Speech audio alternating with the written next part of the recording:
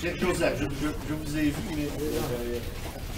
Ouais, il faut crier. Il est là, il est là, Joseph est là. Monsieur le bourgmestre, cher Robert, mesdames, messieurs, en votre titre et qualité, chers amis. Parce qu'un homme sans mémoire est un homme sans vie, un peuple sans mémoire est un peuple sans avenir. C'est par cette citation du maréchal Foch, commandant en chef des forces alliées durant la Première Guerre mondiale, que je débutais la préface de l'ouvrage Mémoire de la Grande Guerre de Manté, à Manté. Cette citation célèbre revêt tout son sens de par votre présence ce matin. Vous êtes venus très nombreux et je vous en remercie. En effet, le temps qui passe risque d'effacer inexorablement de notre mémoire le souvenir des deux événements majeurs et tragiques du XXe siècle que furent les deux conflits mondiaux. Combien de veuves et d'orphelins, combien de meurtrissures et de vies à jamais gâchées n'ont-elles pas engendré? L'année 2014 est une année faste et riche en commémoration, puisque nous célébrons cette année le 100e anniversaire du début des hostilités de la Grande Guerre et également le 70e anniversaire de la bataille des Ardennes, bien que certains disent la bataille d'Ardennes, mais enfin moi je préfère des Ardennes. Malgré les années qui nous séparent, ces deux conflits ont laissé des traces car ils ont touché de loin ou de près de nombreuses familles de notre commune. Qui n'a pas connu un grand-père ou un arrière-grand-père, un grand-oncle, qui a combattu et souffert dans les tranchées et qui parfois n'est jamais revenu, laissant comme seul souvenir une plaque militaire ou une photo jaunie. Toute une génération de jeunes hommes a été sacrifiée au nom de la liberté et parfois de la folie humaine. Nous ne pouvons oublier les souffrances qu'ils ont endurées. 25 ans plus tard, n'ayant sans doute pas retenu la leçon, ils ont remis cela. Personne n'a oublié les nombreuses victimes civiles et militaires tombées dans nos villages lors de l'offensive von Rundstedt. Dans un contexte d'effacement des derniers témoins directs de ces événements tragiques, cette exposition a pour vocation d'être un moment privilégié de transmission de l'histoire et des mémoires aux jeunes générations au travers d'une multitude de supports. Et pour leur rappeler que la liberté ne va pas de soi, mais qu'elle a un prix. Cette exposition se veut être un cheminement de réflexion et de visite décomposée en 4 parties. La première partie, à la rencontre de 14-18, donc lorsque vous entrez, donc c'est la première partie. Cette exposition itinérante est le fruit et le résultat d'un partenariat entre 3 communes, Durbuy, Érosé et Manté. Donc cette exposition a débuté à Érosé et elle est allée ensuite à Durbuy, et puis elle est allée à Randeux et elle se termine ici à Manté. Donc cette exposition est le fruit également d'une collaboration entre le Centre de documentation de Bardonouet, Randeux, et du Cercle historique Terre de Durbuy. Elle retrace la Grande Guerre dans nos 3 communes, mais aussi sur tout le front ouest par l'image, par le texte via 41 panneaux didactiques et par les objets traités gracieusement par des concitoyens et collectionneurs privés. Comme vous le constaterez par vous-même, la richesse et la qualité du contenu de celle-ci témoignent de l'exceptionnelle mobilisation et engouement que cet anniversaire suscite. La participation citoyenne, d'ailleurs, sont nombreux aujourd'hui qui ont prêté des objets, je les vois. La participation citoyenne a permis de vous présenter photos, documents d'époque et matériels qui ont été sortis de l'oubli. Sans cette magnifique mobilisation, un tel projet de qualité n'aurait pu voir le jour. La deuxième partie de l'exposition, c'est sur l'offensive des Ardennes. Il y a 70 ans, presque jour pour jour, le 16 décembre, débutait dans les Ardennes la dernière offensive d'envergure d'Hitler. Si pour beaucoup, la bataille des Ardennes se résume à la résistance héroïque des GIs au siège de Bastogne, notre commune, et en particulier le village de Manté, de par son caractère de nœud routier, constitua un enjeu stratégique important qui lui valut d'être le théâtre de violents combats durant la bataille et dont pratiquement aucune des constructions ne fut épargnée. Le village de Manet ne fut malheureusement pas le seul à souffrir des combats et des destructions. Une bonne partie de notre entité paya un lourd tribut en vie humaine, civile et en dégâts matériels, plus particulièrement dans la moitié sud de notre commune. Grandmenil, Dauchamp, Fresneux, Lamormenil, Audaigne, Malempré et Vauchavannes. La bataille des Ardennes est associée au froid, aux privations, au deuil, mais aussi au courage et à la liberté. Le souvenir du sacrifice de milliers de jeunes gens venus des USA, d'Angleterre et du Canada en est d'ailleurs le symbole le plus émouvant. Aujourd'hui, 70 ans après ces événements douloureux, Manet n'a pas oublié.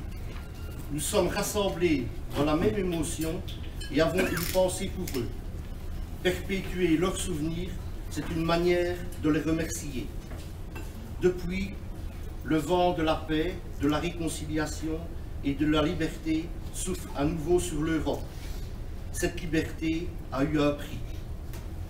Les objets et documents présentés dans cette exposition proviennent presque exclusivement de la collection privée de mon ami Jean-François Dahay, ici présent. Vous pourrez également admirer une Jeep Willys de 1943. Elle est de 43, hein? Oui. Prêtée par M. Victor Janssen, des photos, des documents et une charrette qui rappelle l'évacuation mise à notre disposition par notre ami Eddy Montfort. Tous ces objets ont une histoire et une âme, car ils proviennent de la région, ce qui les rend encore plus chaleureux. Malheureusement, on n'accueillera pas aujourd'hui le président Obama, mais enfin, le cœur y est. La troisième partie, donc, c'est l'exposition sur les chasseurs ardennais. Donc la troisième partie de cette expo est consacrée aux chasseurs ardennais, la fraternelle de Manet et Rosé, par le biais de messieurs de Laurent au carré, donc Laurent Halleux et Laurent Point, nous a fait l'honneur de répondre à notre appel. C'est avec une certaine fierté que nous les avons accueillis ici à Manet. Les célèbres bérets verts à la hure de Sanglier, d'ailleurs je crois que le bourgmestre en faisait partie, hein, Robert, et que tu as prêté gracieusement, je crois, ton habit militaire à Jean-François Dahay. Donnez-le. Donc ces fameux bérets verts se sont illustrés de façon héroïque lors des deux conflits. Et en particulier, je le rappelle, à Chabreué, c'est tout près de chez nous, hein, lors de la campagne des 18 jours. Leur devise « Résiste et mort » n'était certainement pas un vain mot. Vous pourrez découvrir quelques objets et l'historique de ce célèbre régiment, parce que je crois qu'il y en avait deux. Il y avait même un peu plus, deux divisions. Deux divisions, mais je confonds un peu les régiments et les divisions. Voilà. Alors la quatrième partie, donc, la salle de projection et de diaporama. Donc, dans cette salle, vous pourrez visionner un film donc, sur la Grande Guerre, un diaporama de photos diverses de notre commune et qui était reprise en partie, pour la plupart dans l'ouvrage Mémoire de la Grande Guerre à Manet, qui avait été édité par Annick Enroth, Thierry Detreau et Eddy Montfort. Une exposition d'une telle ampleur et d'une telle qualité ne s'improvise pas. Elle a demandé beaucoup de travail, beaucoup de temps et d'engagement personnel.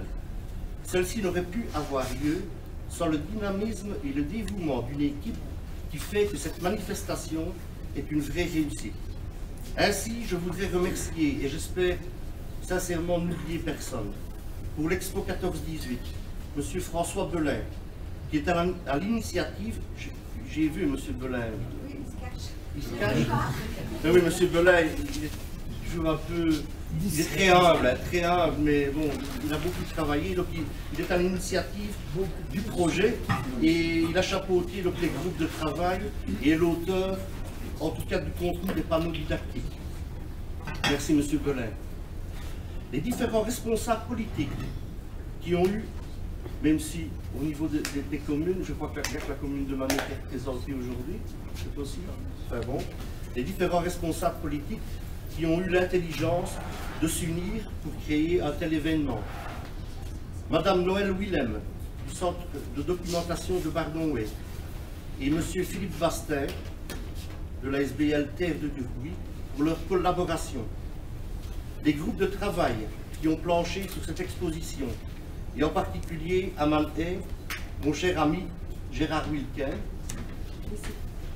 mon cher ami Gérard, qui a été mon relais et mon responsable expo. Grand merci Gérard. Notre trio communal de choc, Madame Annika Roth, du Fonds d'Histoire de Manet, pour son enthousiasme et son dynamisme. Monsieur Thierry Detreau, que j'ai vu également, et Eddy Montfort, pour leur aide et leur dévouement. Les citoyens qui nous ont aimablement prêté matériel, photos et documents. Là, je ne vais pas les citer, il y en a eu tellement, mais enfin, c'est la preuve que ce projet a suscité pas mal d'engouement et je les remercie vraiment du fond du cœur parce que ce sont des objets personnels qui nous ont traités gracieusement. Nos collectionneurs privés, M. Jean-François Dahin, sans qui, il faut bien l'avouer, notre expo n'aurait aucun fond. Ça. M. Lucien L'Espagnard, le spécialiste de la reine Elisabeth et du roi Albert, merci Lulu. Des pouvoirs subsidiants, donc la province de Luxembourg et la Fédération Wallonie-Bruxelles, qui nous ont apporté un soutien financier substantiel pour mener à bien ce projet.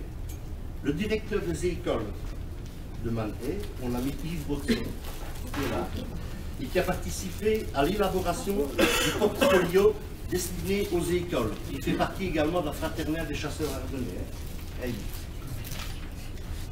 Monsieur Jean-Claude Huet, dit Claudie, il est là, oui, qui a créé et géré gracieusement le site internet www.manet1418.be. Je vous invite, si vous n'avez pas encore eu l'occasion, d'aller le visiter, il est très intéressant. Nos ouvriers communaux, ici présents, en particulier Patrick Adam et Paul Hubert, pour la décoration magnifique de la salle et leur travail de qualité. La commune peut être fière d'eux, et en tout cas je suis très fier de vous et de votre travail. Tout le monde l'a dit d'ailleurs. Des personnes qui ont bien voulu également sacrifier un peu de leur temps pour assurer une permanence lors des heures d'ouverture de l'expo. Donc, il se déroulera du 13 au 28. Ben, il y aura quelqu'un qui sera présent donc, de 14 à 18 heures. Je remercie également la presse, en tout cas l'Avenir du Luxembourg et les annonces de l'Oup qui ont répondu favorablement à notre appel. Et j'espère qu'ils seront le relais au niveau publicité de cette exposition pour que la plupart des gens et le plus grand nombre de personnes puissent visiter cette exposition. Pour l'exposition Bataille des Ardennes en particulier, sans lui, et je le répète, et sa collection privée, nous n'aurions sans doute pas pu organiser cette expo. Je veux parler donc de Jean-François Dahin, son fils qui a apporté quelques maquettes. Mille merci pour ton engagement, Jean-François. Je remercie également Victor et Hansen pour l'aimable prêt de Saint-Willis. Monsieur Eddy Montfort, notre historien local, pour ses photos, son aide et son soutien.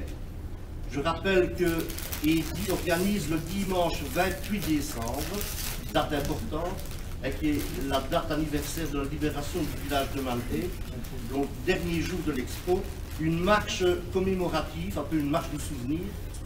Je ne sais pas si vous avez vu à l'entrée, en version française et néerlandaise.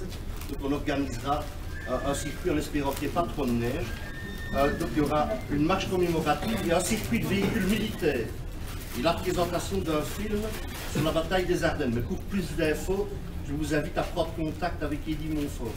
On aura peut-être la chance d'avoir un Charles Sherman, enfin, en étant pour parler, ça j'en parlerai au collège, quelqu'un qui s'est proposé de venir, on verra les conditions. Je remercie également le syndicat d'initiative Martin Strens et le comité culturel pour leur aide logistique du 28 décembre, puisque ce seront eux qui tiendront le bar. Alors pour l'expo Chasseurs Ardennais, messieurs Laurent Halleux et Laurent Coin, je les remercie d'avoir accepté de se joindre à nous pour cet événement. Soyez-en remerciés. Plus cette expo participer au devoir de mémoire dans lequel nous nous sommes engagés afin que les générations futures puissent vivre dans la paix et libres. Je vous remercie pour votre attention et je vous rappelle, avant de boire le verre de l'amitié, que le 28 décembre, nous organiserons encore d'autres manifestations, marche du souvenir et circuit véhicules militaires. Sur ce, je passe la parole quand même à un acteur essentiel et principal de cette expo. Pour quelques mots, Jean-François, voilà. Ben voilà, je crois que Pascal a déjà tout dit.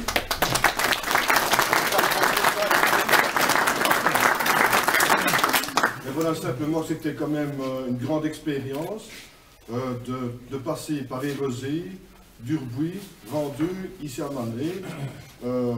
Grâce aux ouvriers communaux, on n'a enregistré aucune casse, aucun vol. Je crois que c'est quand même, disons, un grand point à souligner. Et encore une fois, j'accompagne Pascal dans ses dires. On doit applaudir chaleureusement les ouvriers communaux pour leur travail et leur serviabilité. Merci.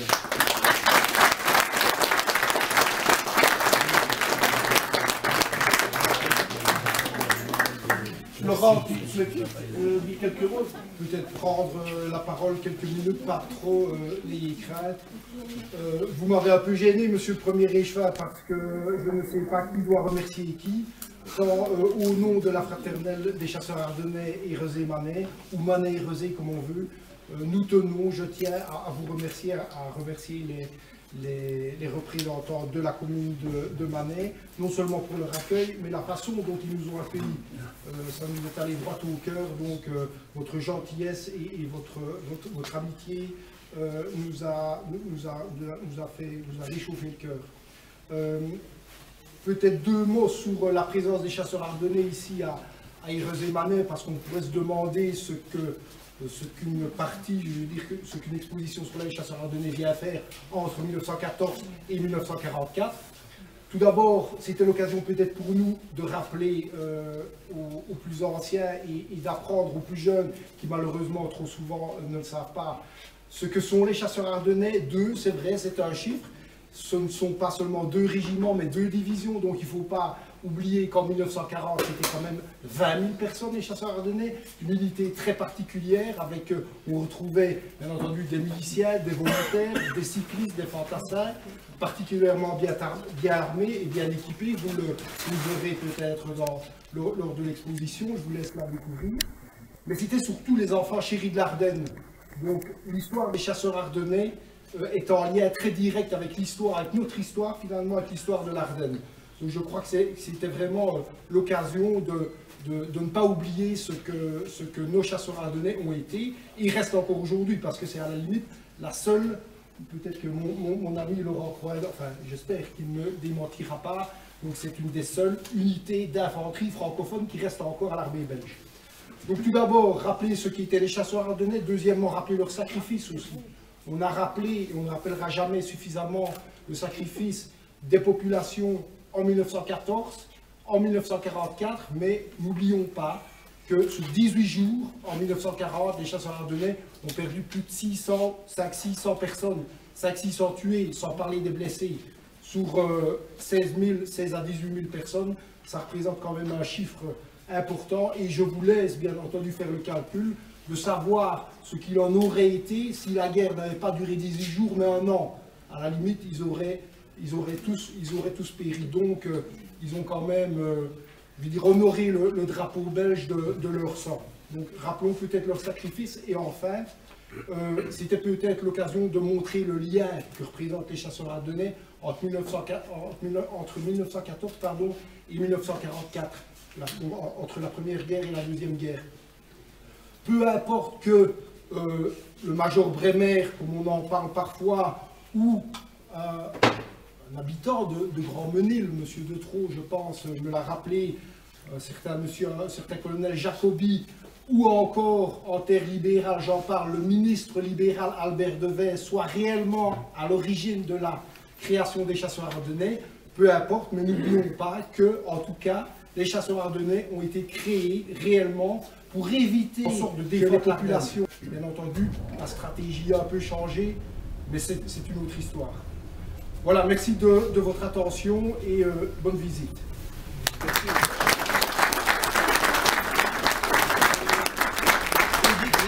Est-ce que tu souhaites dire un petit mot? Non? Annie? On peut peut-être rappeler que bon, il fait froid, l'hiver est là, mais bon, en ce qui concerne en tout cas le centenaire, ça ne se refera plus avant 100 ans. Donc ça vaut la peine que vous disiez à vos amis, à vos proches, que voilà, il y a 15 jours d'exposition, 2 semaines et 3 week-ends, de 14 à 18, et que ça vaut la peine de braver le froid et de venir découvrir un petit peu voilà, ce que les habitants, donc nos aïeux, ont vécu à l'époque. Voilà. Et Annick sera même là le 25 décembre. Donc Le 24, c'est le 24. Ah, c'est ici le 25.